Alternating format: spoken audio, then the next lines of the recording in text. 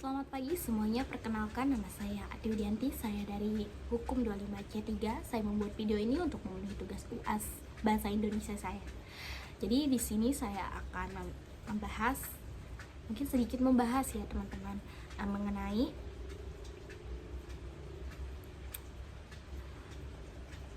dekonstruksi narasi pendidikan tinggi sebagai scam. Jadi dalam bahasa Indonesia, scam itu adalah penipuan. Introduction. Media sosial saat ini sangat berpengaruh dalam membentuk opini generasi muda.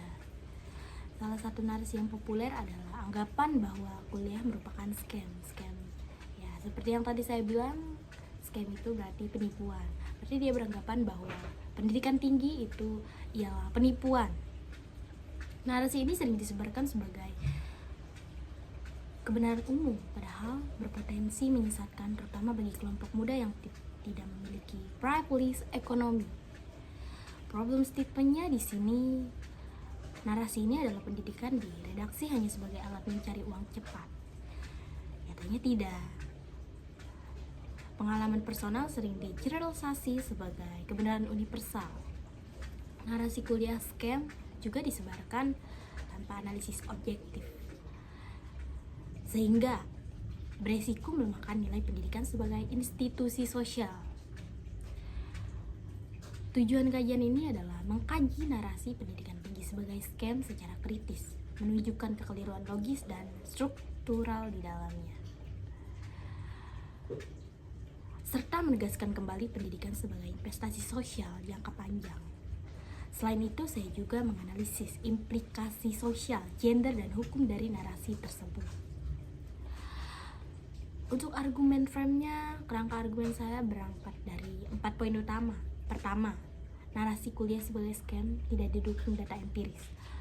Kedua, pendidikan tetap berperan penting dalam mobilitas sosial. Ketiga, penolakan terhadap pendidikan mengandung kontradiksi logis. Dan keempat, narasi ini justru memperkuat ketimpangan sosial dan gender. Metode yang digunakan adalah pendekatan kualitatif dengan analisis wacana sosial. Saya melakukan studi literatur menggunakan data BPS dan OECD, teori sosial seperti Bourdieu dan Habermas. Media sosial dianalisis sebagai fenomena sosial, bukan sekedar pendapat individu saja. Hasil kajian menunjukkan bahwa pendidikan masih berdampak positif terhadap peluang kerja dan pendapatan jangka panjang. Narasi scam umumnya muncul dari generalisasi pengalaman personal dan posisi privilege ekonomi. Bagi kelompok non-privilege, pendidikan justru menjadi jalur utama mobilitas sosial dan gender analis. Secara sosial dan gender, narasi kuliah scam sering dibungkus dengan moral dan agama. Perempuan berpendidikan kerap dianggap menyimpang dari kodrat. Nyatanya, perempuan berhak memilih mau seperti apa dia ke depannya. Dan pendidikan serta kerja perempuan di redaksi menjadi orientasi uang.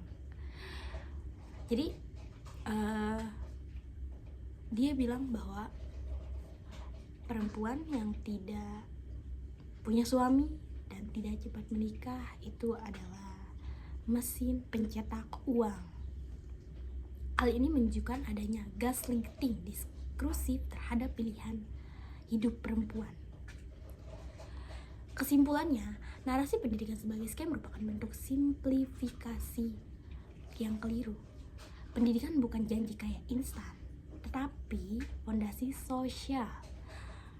Pengalaman personal tidak bisa dijadikan kebenaran umum. Oleh karena itu, diskursus pendidikan harus kritis, kontekstual, serta berkeadilan sosial dan gender. Oke teman-teman, jadi itu pembahasan saya pada kali ini. Kurang dan lebihnya mohon maaf.